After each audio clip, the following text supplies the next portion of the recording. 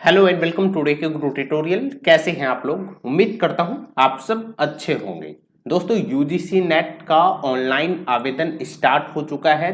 30 अप्रैल से लेकर के 20 मई तक आप यहां पे ऑनलाइन आवेदन कर सकते हैं। इस ऑनलाइन आवेदन के संबंध में एनटीए की ओर से एक महत्वपूर्ण इंफॉर्मेशन बुलेटिन रिलीज किया गया है, जिसमें यूजीसी नेट एग्जाम संबंधित सभी डिटेल्स दिए गए हैं। ये इंफॉर्मेशन बुलेटिन कुल मिलाकर 66 पेज का है। आज हम उसी इंफॉर्मेशन बुलेटिन को डिस्कस करेंगे। इसको सुनने के बाद आप यूजीसी नेट एग्जाम के बारे में सब कुछ आसानी से जान पाएंगे, समझ पाएंगे। तो चलिए हम डिस्कस करते हैं उस इंफॉर्मेशन बुलेटिन को, जो कि यूजीसी नेट का एग्जाम के लिए एनटीए की ओर से अपना ऑफिशियल वेबसाइट पे रिलीज किया गया है।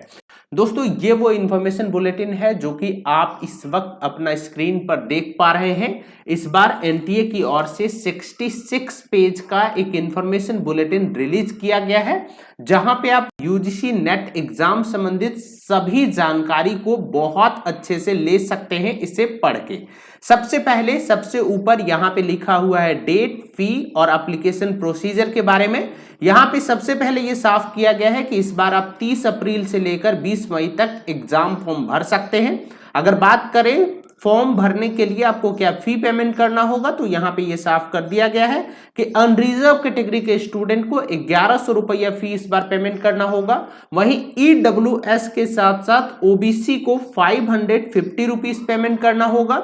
वहीं एससी, एसटी और पीडब्ल्यूडी को यहां पे कुल मिलाकर 275 रुपया पेमेंट करना होगा। जैसे आप नीचे आते हैं, यहां पे आप देख पाएंगे कि अगर यदि आपका फॉर्म भरते समय कोई गलती हो जाता है तो उसे आप करेक्शन कर सकते हैं 21 मई से 23 मई के बीच।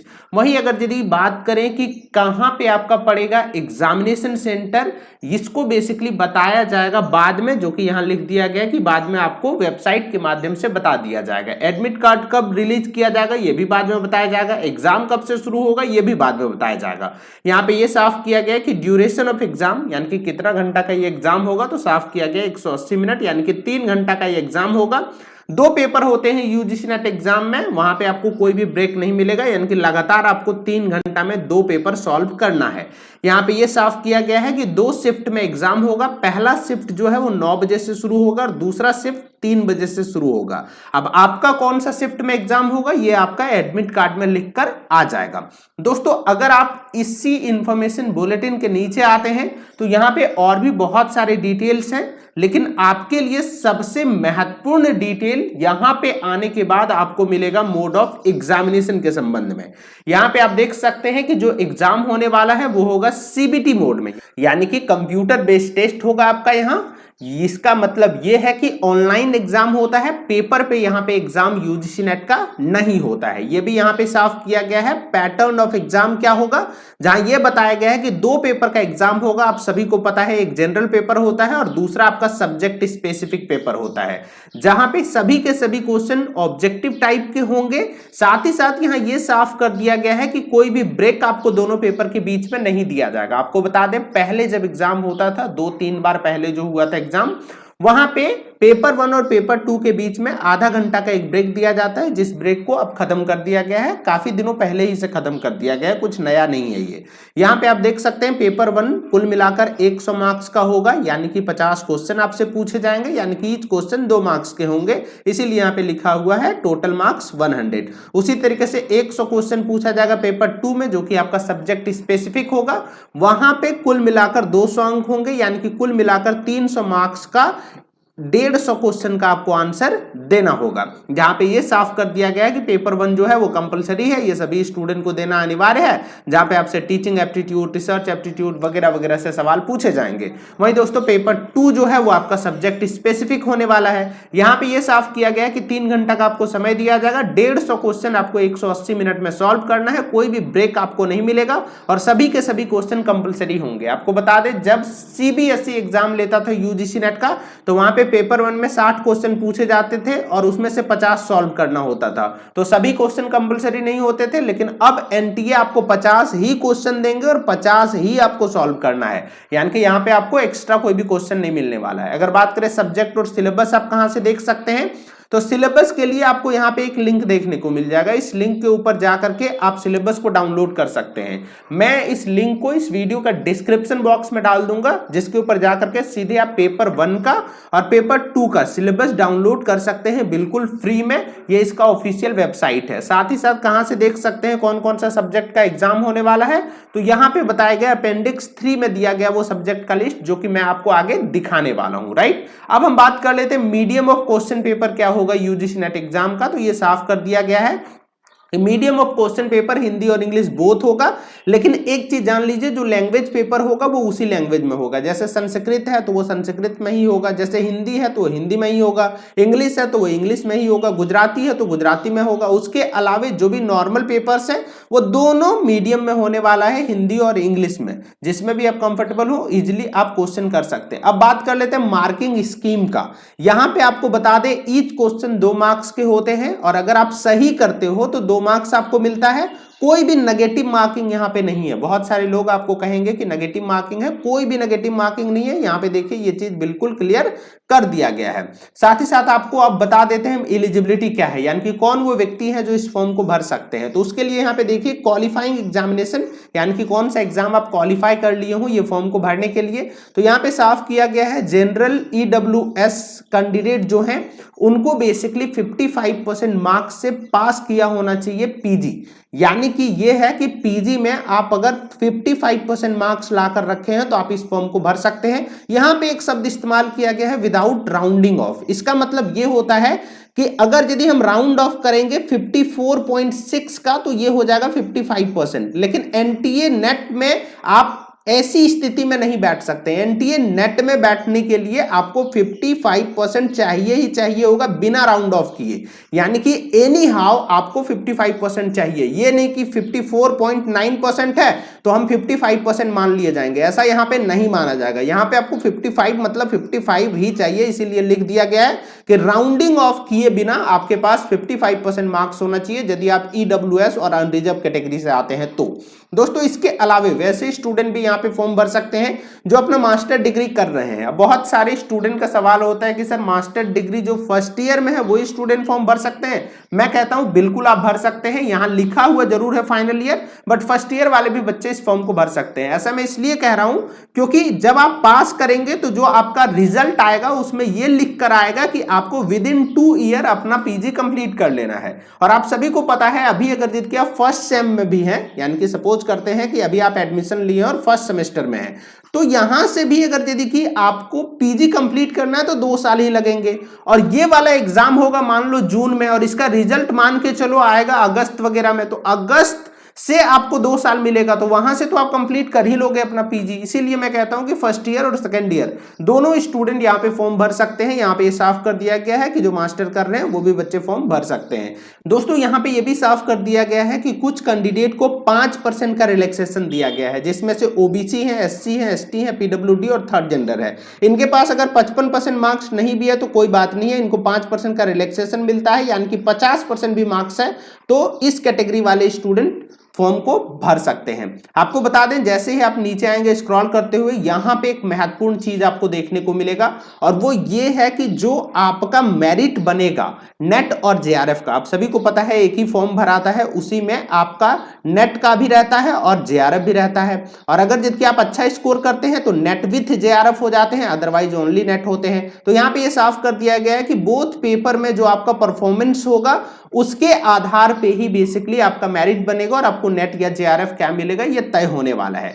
जैसे ही आप यहां पे नीचे आते हैं यहां पे आपको देखने को मिलता है एज लिमिट एंड रिलैक्सेशन। यहां पे महत्वपूर्ण चीज है कि JRF के लिए 31 वर्ष का एज निर्धारित किया गया है। अगर यदि आप जूनियर रिसर्च फेलोशिप यानी कि JRF का यदि फॉर्म भरते हैं तो आपका एज 31 साल से अधिक नहीं होना चाहिए। और ये 31 साल किस डेट से काउंट होगा, तो जिस मंथ में एग्जाम होगा उस मंथ का फर्स्ट डेट। जैसे सपोज कीजिए इस बार का एग्जाम जून में होगा मान लीजिए, तो इस बार का बेसिकली जो कंप्यूट होगा वो होगा 1 जून 2022 को आपका एज 31 साल से अधिक नहीं होना चाहिए। अगर जुलाई में होगा तो 1 जुलाई 2022 को आपका एज 31 साल से अधिक नहीं होना चाहिए। लेकिन कुछ कैंडिडेट ऐसे हैं जिसको 5 साल का रिलैक्सेशन मिला हुआ है, यानी कि उसको 31 और 5 36 ईयर तक यानी कि 36 ईयर तक वो जेआरएफ के लिए फॉर्म भर सकते हैं। वो कौन कौन सा कैटेगरी के स्टूडेंट है? ओबीसी, ओबीसी के साथ एससी, एससी के साथ एसटी, पीडब्ल्यूडी, थर्ड जेंडर और वीमेन। अब ये सबसे महत्वपूर्ण है, वीमेन में वैसी कैटेगरी की महिलाएं जो कि जनरल में आती हैं वो भी यहाँ पे कंसीडर की जाएंगी।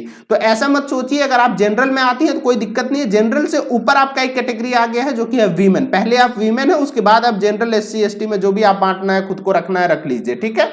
तो सभी वीमेन को मिलता है, चाहे आप किसी भी कैटेगरी के हो, 5 साल का आपको रिलैक्सेशन दिया गया है। तो जो रिजर्व कैटेगरी वाले हैं, यानी कि यहाँ पे जिसका भी लिस्ट दिया हुआ है, इन सभी के लिए जो जेआरएफ का एज लिमिट है वो है 36 साल, और नॉर्मल केस में जो ईडब्ल्यूएस कैटेगरी के स्टूडेंट है या फिर जो जनरल कैटेगरी के स्टूडेंट है उनको बेसिकली मिलेगा 31 ईयर। सभी वीमेन आएंगी 5 साल के रिलैक्सेशन में, ये बात को आप याद रख लीजिएगा। जैसे आप नीचे आते हैं, यहाँ पे देखिए ओनली जिसके आप नेट के लिए फॉर्म भरना चाहते हैं, सिर्फ नेट के लिए, यदि जेआरएफ के लिए तब तो वो एज लिमिट है, ओनली जिसकी नेट है तो नेट के केस में आपको कोई भी एज लिमिट नहीं है, कोई भी व्यक्ति फॉर्म भर सकते हैं। 80 साल के आपके दादाजी भी इस फॉर्म को भर सकते हैं, कोई दिक्कत नहीं है। अब बात कर लेते हैं रिजर्वेशन कैसे मिलता है रिजल्ट के लिए। तो यहाँ पे सेंट्रल रिजर्वेशन लगता है, जैसे कि आप सभी को पता है एससी को सेंट्रल में 15% मिलता है, एसटी को 7.5%, ओबीसी को 27%, 10% ईडब्ल्यूएस को मिलता है और 5% बेसिकली पीडब्ल्यूडी को मिलता है। तो वो ऐसा ही यहाँ पे रिजर्वेशन लगने वाला है। जैसे आप नीचे आएंगे, यहाँ पे और बहुत सारा डिटेल लिखा हुआ है, ये सभी के सभी डिटेल सभी स्टूडेंट के लिए अनिवार्य नहीं है, इसलिए मैं उसे स्किप कर दिया। अब बात कर लेते हैं रजिस्ट्रेशन प्रोसेस का। तो उसके लिए आपको ऑफिशियल वेबसाइट पे जाना होगा और वहां से जाके फॉर्म भरना होगा, जिसके संबंध में एक डिटेल वीडियो मैं इस चैनल पे डाल दूंगा कि कैसे आप रजिस्ट्रेशन फॉर्म भरेंगे। एक महत्वपूर्ण चीज है कि 6% स्टूडेंट पास होंगे, जितने भी स्टूडेंट अपेयर होंगे बोथ पेपर में। जी हाँ, बिल्कुल आप सही सुन रहे हैं कि 6% ही स्टूडेंट क्वालिफाई होंगे यूजीसी नेट जेआरएफ, जो कि दोनों पेपर में अपेयर हुए होंगे, यानी कि जितने भी स्टूडेंट एग्जाम देंगे उसका 6% स्टूडेंट बेसिकली पास होने वाले हैं यूजीसी नेट एग्जाम। दोस्तों ऊपर जब हम बात कर रहे थे तो एक जगह हमने कहा था कि अपेंडिक्स 3 में आप देख सकते हैं लिस्ट ऑफ सब्जेक्ट्स। तो यहां पे आप देखिए सब्जेक्ट का लिस्ट, वो कौन कौन सा सब्जेक्ट के स्टूडेंट है जो इस फॉर्म को भर सकते हैं। और यहां पे देख सकते हैं सब्जेक्ट कोड। ये सब्जेक्ट कोड इसलिए यूज में आएगा, जब आप फॉर्म भरेंगे उस वक्त आपसे सब्जेक्ट नेम नहीं पूछा जाएगा बल्कि सब्जेक्ट कोड पूछा जाएगा। तो आपको वहां पे ये सब्जेक्ट कोड डालना होगा। यहां से आप अपना सब्जेक्ट का कोड देख लीजिए, क्योंकि फॉर्म भरते समय आपको ये वहां पे फिल करना होगा। यहाँ पे लगभग सभी सब्जेक्ट का एग्जाम होता है, साइंस वालों का छोड़ के, क्योंकि साइंस वाला का जो एग्जाम होता है वो CSIR नेट वाले लेते हैं। तो इसीलिए साइंस को छोड़ के जितने भी सोशल साइंस हो गए, जितने भी आर्ट्स के हो गए, कॉमर्स हो गए, मैनेजमेंट हो गए, लॉ हो गए, इस सभी सब्जेक्ट का यहाँ पे आपको नाम देखने को मिल जाएगा। कुल मिला के 82 सब्जेक्ट से इस बार यूजीसी नेट का एग्जाम होने वाला है। अगर यदि बात करें एग्जामिनेशन सिटीज का, तो इस बार एक महत्वपूर्ण अपडेट ये है आप सभी के लिए कि एग्जामिनेशन सिटीज बहुत सारे नए जोड़े गए हैं और आपके शहर में भी हो सकता है इस बार एग्जाम होने वाला है, क्योंकि एक स्टेट के बहुत सारे शहरों को इस बार लिया गया है, छोटे छोटे जगहों को भी इस बार सेंटर बनाया गया है। जैसे कि इस बार जो मैं देख पा रहा हूं, आप देख सकते हैं बिहार में पहले 4 से 5 सेंटर हुआ करता था, वहां पे देखिए अब बिहार में इस 51 नंबर लिस्ट से शुरू होता है। यहां पे देखिए वो सारे जगह का नाम है और यहां पे देख सकते हैं आप बिहार में ही तकरीबन 51 से लेकर 85 तक सिर्फ और सिर्फ बिहार के ये सारे के सारे शहर हैं जहां पे इस बार एग्जाम होने वाला है। तो इस बार आपको एग्जाम देने कहीं दूर नहीं जाना है, इस बार एग्जाम आपके ही शहर में होने वाला है, क्योंकि बहुत सारा सेंटर जोड़ा गया है। तो आप एक बार जरूर देख लीजिएगा आपके घर के बगल में कौन सा सेंटर इस बार ऐड किया गया है, और देखने के बाद आप यहां से सिटी का कोड, ये जो देख रहे हैं सिटी का कोड आप नोट डाउन कर लीजिएगा, क्योंकि ये आपको फॉर्म भरते समय फिल करना पड़ेगा। ओके, आप देखिए यहां कुल मिला के जैसे आप स्क्रॉल करते हुए नीचे आएंगे, तो यहां पे कुल मिलाकर 548 सेंटर देखने को मिल जाएगा जहां पे इस बार एग्जाम होने वाला है यूजीसी नेट का। दोस्तों अब मैं आपको दिखा देता हूं कि उस इंफॉर्मेशन बुलेटिन को आप कहां से इजीली डाउनलोड कर सकते हैं। उसके लिए आपको आना होगा यूजीसी नेट का ऑफिशियल वेबसाइट पे, जो कि है ugcnet.nta.nic.in। जैसे आप इसका ऑफिशियल वेबसाइट पे आते हैं, यहां पे आपको देखने को मिलेगा information bulletin. December 2021 and June 2022। जैसे ही आप इसके ऊपर क्लिक करेंगे आप उस इंफॉर्मेशन बुलेटिन को डाउनलोड कर पाएंगे, जो कि कुल मिलाकर 66 पेज का है। आप फॉर्म को भरने से पहले इसको एक बार जरूर पढ़ लीजिए, क्योंकि ये बहुत ही इंपॉर्टेंट डॉक्यूमेंट है आपका एग्जाम के लिए, क्योंकि यूजीसी नेट एग्जाम संबंधित सारे के सारे डिटेल्स इसमें बिल्कुल डिटेल में दिया हुआ है। इसके बाद आपको किसी को भी कुछ पूछने की आवश्यकता नहीं पड़ेगी। तो दोस्तों ये था अपडेट। अगला जो वीडियो आने वाला है वहां पे मैं आपको ये दिखाने वाला हूं कि किस तरीके से आप इस फॉर्म को फिल कर सकते हैं, स्टेप बाय स्टेप, कौन सा कॉलम में क्या फिल करना है, सब कुछ आपको बिल्कुल मैं डिटेल में दिखाने वाला हूं। इस तरीके के वीडियोस के लिए आप मेरे चैनल को सब्सक्राइब कीजिए, साथ ही साथ बेल आइकन को प्रेस कीजिए। Thank you very much. आप देख रहे थे डीके गुरु ट्यूटोरियल।